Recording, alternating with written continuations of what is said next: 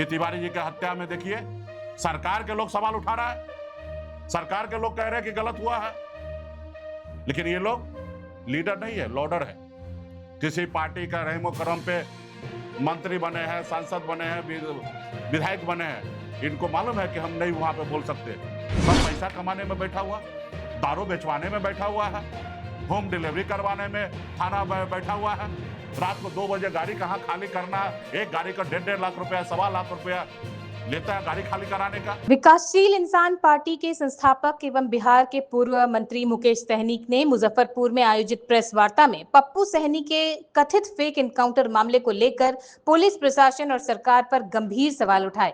उन्होंने कहा कि 4 महीने पहले पप्पू सहनी की हत्या को पुलिस ने एनकाउंटर का नाम दिया, जबकि यह स्पष्ट रूप से हत्या का मामला है। सहनी ने कहा कि मृतक के खिलाफ पिछले 3 वर्षों में कोई नया आपराधिक मामला नहीं था और पुराने मामलों में भी वह जमानत पर था। ऐसे में पुलिस कार्रवाई और एनकाउंटर की कहानी पर कई सवाल खड़े होते हैं। उन्होंने आरोप लगाया कि समय पर इलाज नहीं मिलने के कारण पप्पू सहनी की मौत हुई, लेकिन अब तक दोषियों पर कोई ठोस कार्रवाई नहीं हुई है। पूर्व मंत्री मुकेश सहनी ने बताया कि 11 मार्च को अमर शहीद जुब्बा सहनी के शहादत दिवस पर वीआईपी नेताओं ने एसपी से मुलाकात कर मामले की निष्पक्ष जांच और दोषियों पर कार्रवाई की मांग की थी। उस समय 2 महीने में रिपोर्ट देने का आश्वासन दिया गया था, लेकिन अब 3 महीनों से अधिक समय बीत जाने के बाद भी न तो जांच समिति की स्थिति स्पष्ट की गई है और न ही किसी जिम्मेदार पुलिसकर्मी पर कार्रवाई हुई है। सहनी ने कहा कि बिहार के उत्तर प्रदेश जैसे मॉडल नहीं चलेगा, बल्कि ऐसा बिहार मॉडल चाहिए जहां सभी जाति और धर्म के लोग सम्मान के साथ जी सकें। सहनी ने सरकार को चेतावनी देते हुए कहा कि यदि पप्पू सहनी हत्याकांड में 1 महीने के भीतर न्याय नहीं मिला तो वीआईपी पार्टी सड़क पर उतरकर आंदोलन, चक्का जाम और लोकतांत्रिक तरीके से व्यापक विरोध करेगी। देखिए, पहले तो आप सभी को, मीडिया के साथी को धन्यवाद कि आप लोग यहाँ पे आए हैं। आप सबको जानकारी होगा कि 4 महीना पहले पप्पू सहनी जी का फेक इनकाउंटर हुआ था, जिसमें पुलिस के द्वारा बताया गया कि इनकाउंटर किए। जब हम लोगों ने संज्ञान लिया तब इस पे पुलिस एसएसपी साहब के द्वारा इस पे जांच बैठाया गया, और जबकि वो इनकाउंटर नहीं था, वो हत्या था। और हम लोगों ने सारे अपनी जो बात रखना था कि वो व्यक्ति के पास पिछले 3 साल में एक भी केस नहीं है, कोई 302 का केस नहीं है, 6-7 केस है लेकिन उस पे केस पे वो बेल पे है, तो पुलिस उसके पास गए क्यों? और उनके बाद एक पुलिसकर्मी को पेट में गोली लगने से उसका इलाज चला, वो जिंदा है, और एक व्यक्ति के पैर में गोली लगने से उनका मृत्यु कैसे हो गया? क्योंकि उसको सही से समय पर उनका उपचार नहीं कराया गया, जिसके कारण उनका डेथ हुआ। और ये मैंने सवाल खड़ा किया था। पुलिस कमिश्नर साहब का, एसएसपी साहब के द्वारा जांच भी बैठाया गया। उसके बाद हम लोगों ने 11 मार्च को अमर शहीद जुब्बा सहनी के शहादत दिवस पे हम लोगों ने जिला के जितने भी वीआईपी पार्टी के नेतागण थे, सभी लोगों ने मिलकर एसपी साहब से मिला भी, और उन्होंने हमें 2 महीने का टाइम मांगा कि हम 2 महीने में इसकी जांच करके और रिपोर्ट जाहिर करेंगे। जो दोषी है उस पर हम लोग कार्रवाई करेंगे। हम लोगों ने आग्रह किया कि 1 महीने में कीजिए, लेकिन उन्होंने कहा 1 महीने में नहीं, लेकिन हम समय कर रहते हुए जल्दी कर लेंगे। तो वो 3 महीना बीत चुका है, हत्या का 4 महीना हो चुका है, लेकिन अभी तक ना पुलिस एसएसपी साहब की तरफ से कोई स्टेटमेंट जारी हुआ है कि कमेटी में कौन लोग हैं, किनकी निगरानी में कमेटी है, कौन जांच कर रहे हैं, और आज 4 महीना बीतने के बाद भी उस पर किसी व्यक्ति पे कोई कार्रवाई नहीं हुआ है। ये बहुत ही दुर्भाग्यपूर्ण है। तो मैं आपके माध्यम से एसएसपी साहब को मैं कहना चाहता हूं कि 4 महीना हो चुका है, और हम लोग संविधान को मानने वाले लोग हैं, कानून को मानते हैं।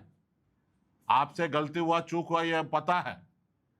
आप हमें पप्पू सहनी को लौटा के नहीं दे सकते, ये भी हमें पता है, लेकिन उनके आत्मा को शांति तो आप कम से कम दे सकते हैं। जिन्होंने गलत किया उनको उनके ऊपर जवाबदेही तय हो, उनका सजा हो, जुर्माना दंडित हो। पीड़ित परिवार के पक्ष के उनके छोटे छोटे बच्चे हैं, वो आप उनको मुआवजा दीजिए, उनके सरकारी नौकरी दीजिए, यही हम चाहते हैं। हम थोड़े कह रहे हैं कि खून के बदले में खून दीजिए। आपने हमारे लोगों को गोली मारा तो हम आपके लोगों को गोली मारना चाहते हैं, हम तो ये नहीं कह रहे हैं, लेकिन आप न्याय दीजिए। अगर न्याय नहीं देते हैं तो ठीक, आज से 1 महीने के बाद हम लोग अपने कानून को अपने हाथ में लेंगे, फिर हम अपने हिसाब से जिला में चक्का जाम करेंगे, फिर आइएगा सामने आके फिर आपसे बात होगा। यह समय रहते हुए आप ये कीजिए।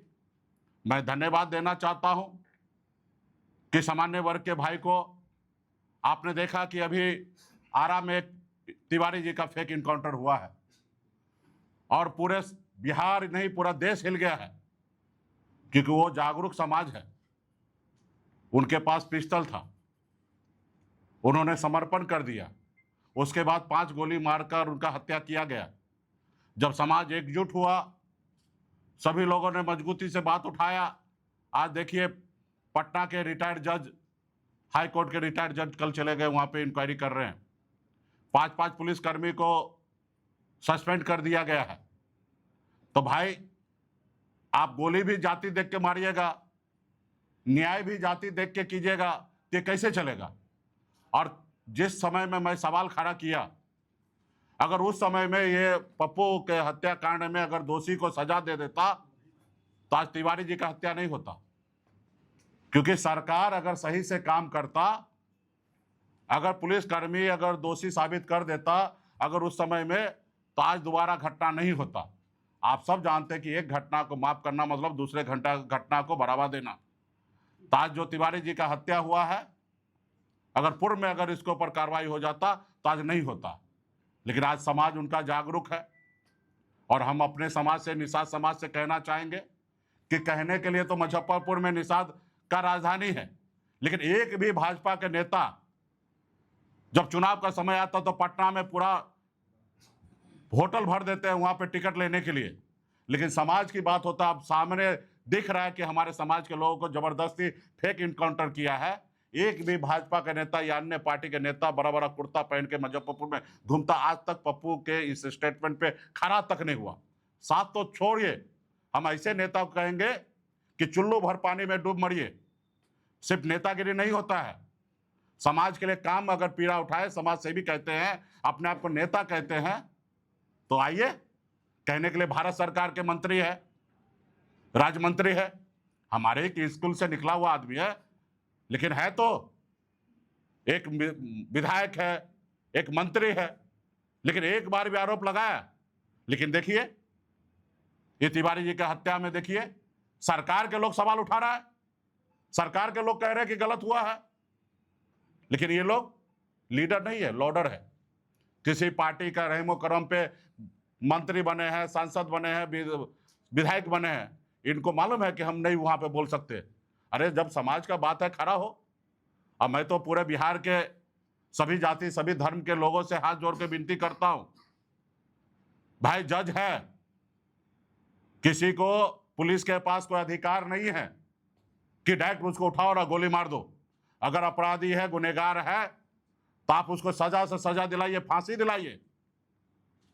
लेकिन ये जज का काम है, किसी पुलिस का काम नहीं है पटना बैठ के और अपने दुश्मन लोगों को ठिकाना लगाना। पुलिसकर्मी अपना पैसा हफ्ता नहीं दे रहा, पप्पू के पीछे पैसा पर लेने के लिए पड़ा हुआ था, वो पैसे के चक्कर में उनका हत्या हुआ है। तो ऐसे पुलिसकर्मी को जब तक सजा नहीं मिलेगा, तो बिहार में तो आज हमारा भाई गया, कल आपका भाई जाएगा, कल परसों पड़ोसी का जाएगा। इसी तरीके से पूरा बिहार में हत्या होते रहेगा। हमें नहीं चाहिए उत्तर प्रदेश का योगी मॉडल, हमें बिहार का मॉडल चाहिए। बिहार में सभी जाति सभी धर्म एक साथ सर उठा के जिए, ऐसे हमें बिहार चाहिए। ये हम देख रहे हैं बिहार उत्तर प्रदेश में भी इस तरीके से घटना हो रहा है। वहां तो कोर्ट कचहरी किसी का बात योगी जी नहीं मानते हैं। खाली वो देख लिया कि मुसलमान का अपराधी है, सीधा बुलडोजर जाता है, उसको घर गिरा देता है। कहीं पता चलता अल्पसंख्यक है, उसको गोली मार देता है। पता चलता है यादव है, उसको हत्या कर दे रहा है। पिछड़ा समाज का, दलित समाज का इनकाउंटर कर देता है। अभी बिहार में, अभी उत्तर प्रदेश में, बिहार से कैमूर जिला में उसका ससुराल था, वहां से गिरफ्तार करता है और गाजीपुर लेकर जाकर कमलेश बिंद का इनकाउंटर कर देता है एक दिन के बाद, और वहां पे किसी परिवार के लोगों को मिलने नहीं देना। तो ये तानाशाही योगी जी का हो सकता है, लेकिन बिहार में तो हमारे भाई सम्राट चौधरी बिहार के मुख्यमंत्री है, पिछड़ा समाज का बेटा है, और इनके नेतृत्व में आज बिहार में इस तरीके से हत्या मर्डर होना ये सही नहीं है।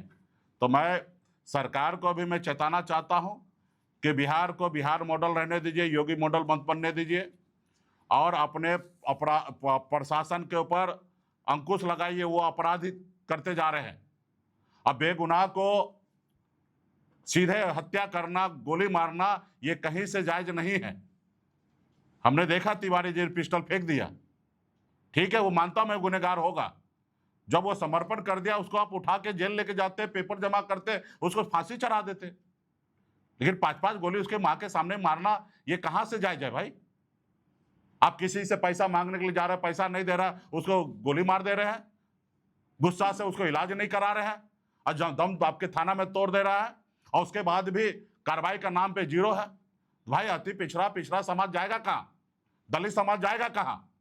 मैं सरकार से सवाल करना चाहता हूं कि पप्पू हत्याकांड में आज तक क्या हुआ? 4 महीना हुआ, क्यों नहीं रिपोर्ट हुआ? आज तिवारी जी के हत्याकांड में तुरंत रिटायर्ड जज चला गया जांच करने के लिए, 5-5 पुलिसकर्मी को आपने सस्पेंड कर दिया है। अभी जो आदमी आपको मैं बता दूं, डीएसपी जो राजेश शर्मा जो है आरा में, वो डीएसपी 2007 में मुजफ्फरपुर में भी था और उसके थाना प्रभारी था। उस समय में उनके ऊपर आरोप लगा था मनीष वर्मा और उनके 2 दोस्त का फर्जी इनकाउंटर करने का। मानवाधिकार ये माना भी, स्वीकार भी किया कि इन लोगों ने गलत किया। उन लोगों ने जुर्माना भी भरा, 5-5 लाख रुपया भी परिवार को दिया। आप उस समय में इनको अगर सस्पेंड कर देते, उनके ऊपर कार्रवाई कर देते, तो आज वो डीएसपी नहीं रहता, प्रमोशन हुआ उनका। उल्टा उनको प्रमोशन हुआ और वो आदमी जाके आरा में जाके डीएसपी बनकर उन्हीं के नेतृत्व में तिवारी जी का हत्या हुआ है। तो ये सरासर बिहार में गरीब पिछड़ा समाज, सभी वर्ग के लोगों को टारगेट किया जा रहा है, और खास करके गरीब पिछड़ा दलित को तो कुछ समझ ही नहीं रहा। मैं सामान्य वर्ग के भाई को, पूरे बिहार के लोगों को मैं धन्यवाद देता हूं कि आपने जिस तरीके से इस हत्याकांड में आप एक्टिव हुए, एकजुट हुए, आप बहुत ही अच्छा काम किए हैं। सबको अपने अपने समाज के लिए खड़ा होने की आवश्यकता है, और मैं तो कहूँगा कि आप समझदार हैं। जैसे तिवारी जी के लिए हत्याकांड में आप जागरूक हुए, वैसे बिहार में कोई भी हत्या हो उस पर इसी तरीके से एकजुट होकर आइए। आप जो कर रहे हैं, मैं आपका समर्थन कर रहा हूँ। बिहार में ऐसा नहीं होना चाहिए कि कोई पुलिसकर्मी किसी का हत्या करे, और इसी में दलित पिछड़ा समाज का अगर कहीं पे कुछ होता है तो इसमें सभी लोगों को होना चाहिए। अभी आपने देखा पिछले कुछ महीना में ढूंढ के यादव सबको पैर में गोली मारा जा रहा है। उत्तर प्रदेश में भी यही हो रहा है, निषाद समाज को ढूंढ ढूंढ के कहीं पे कोई भी हत्या कर दे रहा है, और 1-2 नहीं, सैकड़ों की संख्या में हो रहा है। कोई सुनने के लिए तैयार नहीं। मछली मांगो, नहीं दे रहा तो गोली मार दो, कहीं पे कुछ हो रहा है गोली मार दो। तो और उसके ऊपर पुलिस प्रशासन कुछ नहीं, सब पैसा कमाने में बैठा हुआ, दारू बेचवाने में बैठा हुआ है, होम डिलीवरी करवाने में थाना बैठा हुआ है। रात को 2 बजे गाड़ी कहाँ खाली करना, एक गाड़ी का 1.5 लाख रुपया, 1.25 लाख रुपया लेता है गाड़ी खाली कराने का। 800 पेटी का अगर गाड़ी है तो 1.25 लाख रुपया, 1200 पेटी का गाड़ी है तो 1.5 लाख रुपया लेता गाड़ी खाली कराने का। हमको जो पता है तो मुख्यमंत्री को क्यों नहीं पता है, डीजीपी साहब को क्यों नहीं पता है, मंत्री को क्यों नहीं पता है? हम तो रेट बोल रहे हैं, एक गाड़ी खाली कराने का कितना पैसा ले रहा है। तो ये सारे चीजें हो रहा है बिहार में। और ये सरकार तो देखिए, नीतीश जी जैसे तैसे सरकार चला रहे थे, पूरा बिहार के लोगों का मन बन चुका था इसको बदलने का, लेकिन इन्होंने चोर दरवाजा से चुनाव आयोग को कॉम्प्रोमाइज करके, राज्य का 40,000 करोड़ रुपया खर्चा करके, 10-10 हजार रुपया माता बहन को पैसा बांट के, गुमराह करके ये सरकार बना है। इनको तो 1% भी, एक दिन भी नैतिकता नहीं है कि सरकार में रहने का। ये लोग सरकार थोड़े है, जनता का हित में, जनता का चुना हुआ सरकार थोड़े है, ये फर्जी सरकार है। लेकिन ऐसे सरकार को हम लोग आने वाले समय में उखाड़ फेंकेंगे। और मैं फिर से एसएसपी साहब से आग्रह करता हूं कि 4 महीना हो गया, 1 महीना और मैं समय देता हूं, और जनता के हित में, मेरे ही इंटरेस्ट में नहीं, जनता के हित में 1 महीने के अंदर में दूध का दूध और पानी का पानी कीजिए, सच्चाई को सामने लाइए, जो दोषी है उसको सजा दीजिए, पीड़ित परिवार को मुआवजा दीजिए, और ये न्याय कीजिए, ताकि अगर न्याय कीजिएगा तो दूसरा हत्या नहीं होगा, अगर न्याय नहीं कीजिएगा तो तीसरा हत्या, चौथा हत्या, इसी तरीके से होते रहेगा। तो इसके लिए इनके साथ हम लोग खड़े हैं, नहीं तो हम 1 महीने के बाद हम लोग रोड को जाम करेंगे, पूरा मुजफ्फरपुर को चक्का जाम करेंगे। और मैं निषाद समाज जो भाजपा या अन्य पार्टी से जुड़ा हुआ है, उनसे भी मैं आग्रह करता हूं कि समाज का बात है, जिनके नाम पे आप नेतागिरी करते हैं, और जो आपको भाजपा या अन्य पार्टी लॉर्डर समझ के आपको टिकट देता है, ये आपके नाम पे नहीं देता, आपके समाज है इसके लिए आपको टिकट देता है। तो उनके रक्षा के लिए पार्टी पॉलिटिक्स छोड़िए और ये पप्पू हत्याकांड में आप एकजुट होइए और यहाँ पे लड़िए। नहीं लड़िएगा, आज हमारा साथी गया, कल आपका साथी जाएगा, कल आपके भाई जाएगा। इसी तरीके से हत्या मर्डर होते रहेगा। तो यही कहने के लिए मैं यहाँ पे आप लोगों के बीच में आया हूँ।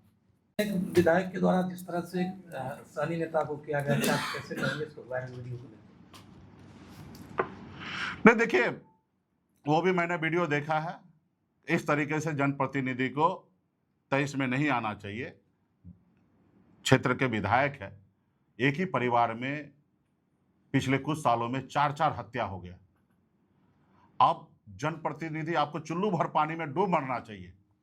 आपके क्षेत्र में जो लोग आपको वोट देता है, जो लोग आपको विधायक बनाता है, उस परिवार में, शर्मा परिवार है ना, अति पिछड़ा समाज है, बढ़ई है, उस घर में बताइए एक ही परिवार में कुछ सालों में 4 हत्या हो जाए और उसके लेके अगर कोई जनप्रतिनिधि कोई बोल रहा है तो ऐसे जगह पे तो विधायक जी को साथ देना चाहिए।